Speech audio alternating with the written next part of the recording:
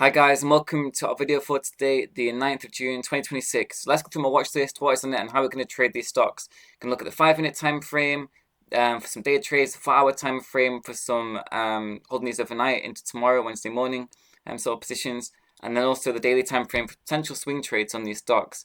However, the market is really volatile at the minute, so the swing trade analysis might even materialize in a day with the way some stuff is running. So we've got AZI, PAVS, and RGNT. So let's just get into it. So AZI here, coming down now. If we were to lose 3, your next support is at $2 on this one. Quite easy psychological numbers. If we were to lose 3 again, that's a massive drop to 2. And if we were to lose 2, it's just done on this stock, in my opinion. I'm losing the Bollinger Band Center and 60 EMA. So no swing trade, no holding it overnight, no day trade. If we lose 2, it's done. For a day trade though, I do like it if we push over $5 on this, so push beyond 5, should see it released 8% on this one. It looks quite good. Basically in a falling wedge accumulating and a break beyond 5, should see it released 8 to 10% in my opinion. But it could just be a pump and dump for the front of market open. We'll have to wait and see. So AZI wouldn't day trade until it breaks over 5 and expect just a 10% sort of first target.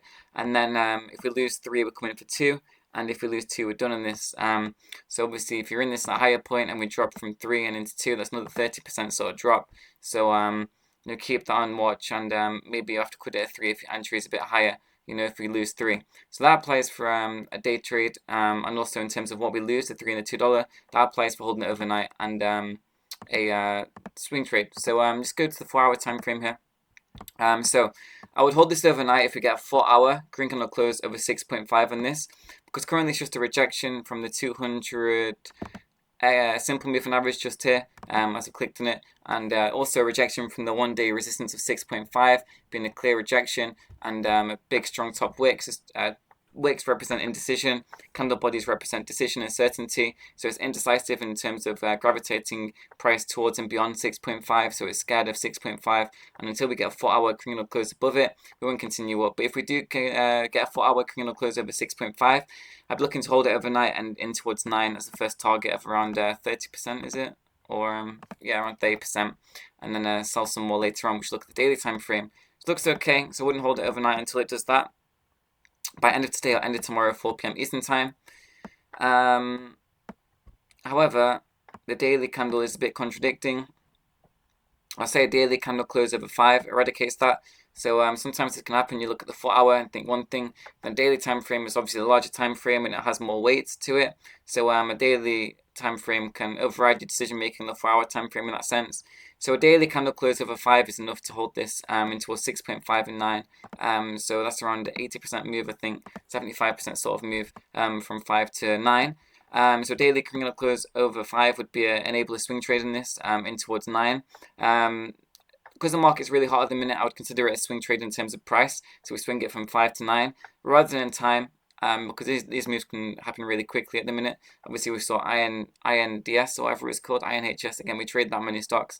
I only just look for a first target, and the rest is good. But yeah, different stocks, different day. Don't get married to one stock. So they really mean nothing to me.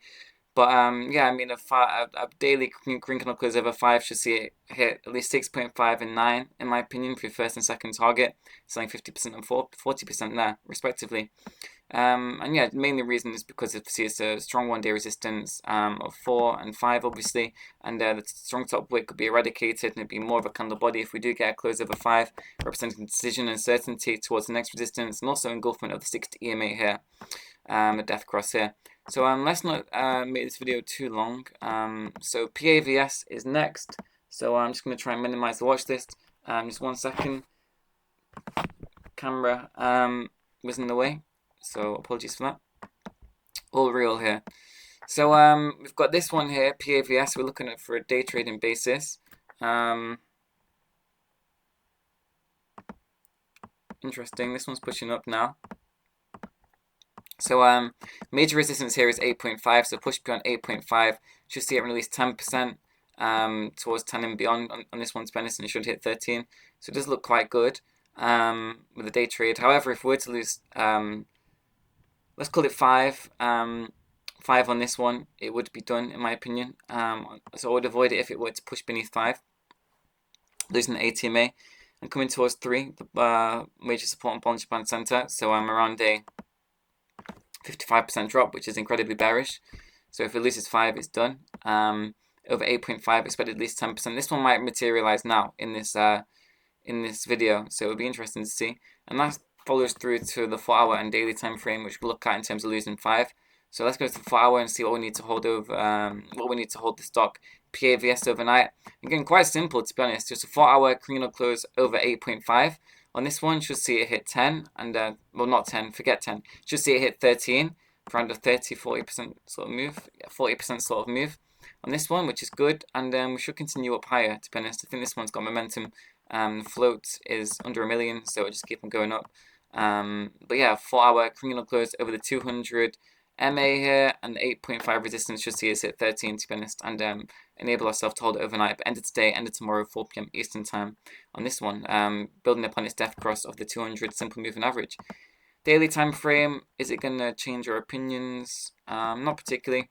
4-hour is the key on this one, so ignore the daily. Just wait for 4-hour criminal close of 8.5, and we continue to 13, and probably come and test this 60 EMA around 15 as well. So 3 targets really.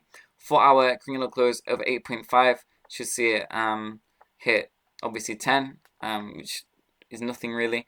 But then we should hit 13 and then 15. But mainly I'm just looking at that 8.5 into 13 sort of swing, sort of, if you like, swing of 40% of price action.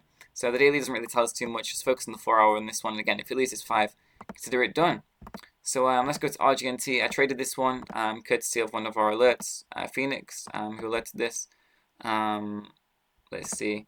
So I'll just show you real quick. Caught this one with her. RGNT. So caught this one over 4.15. Obviously trending up now. Hit 6.5. So yeah, we've got resistance here at 5.7 and 7. So I'd wait for a day trade on this for a re-entry for me anyway, and obviously want to take this. And with the push beyond 7 for a move of at least 6 to 8%, forget that. Move of at least 8 to 10%. The market's volatile. Wider candles as a result. So it should move at least 8 to 10% beyond 7 once we break it, and then ultimately riding towards the next target of 10, the major one on that. If we lose 3 on this, I would consider it to be done, to be honest, for a day trade and hold it overnight anyway, and obviously for a swing trade. So if we lose 3, it's done. Applies to all time frames. And if we get over 7, it looks good for a day trade. So again, really volatile stocks here, because that's like 120% sort of gap in terms of what we're waiting for. So you know, it's very volatile, and with that, you know, we might need wider stop losses, so you trade with less of the account. So this one must be a young chart because the 200 simple moving average is small. So I mean, it looks good. It looks good. A 4-hour criminal close over 4 should see us hit 7.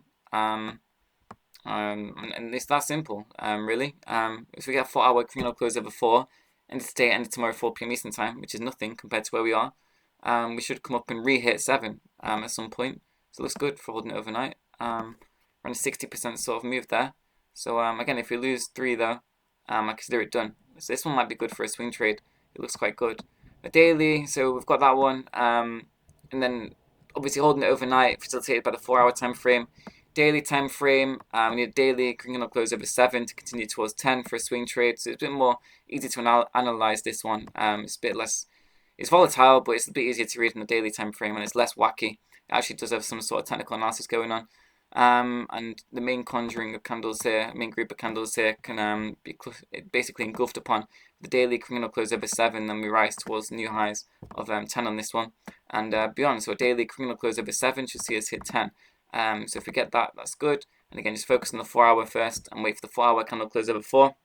Green candle close, and we reset 7 after already hitting 6.55. And then you know, maybe if we're lucky and that happens today, maybe it's end of today, end of tomorrow, we get the daily close over 7 and it hits 10 sort of thing. That's something to watch out for.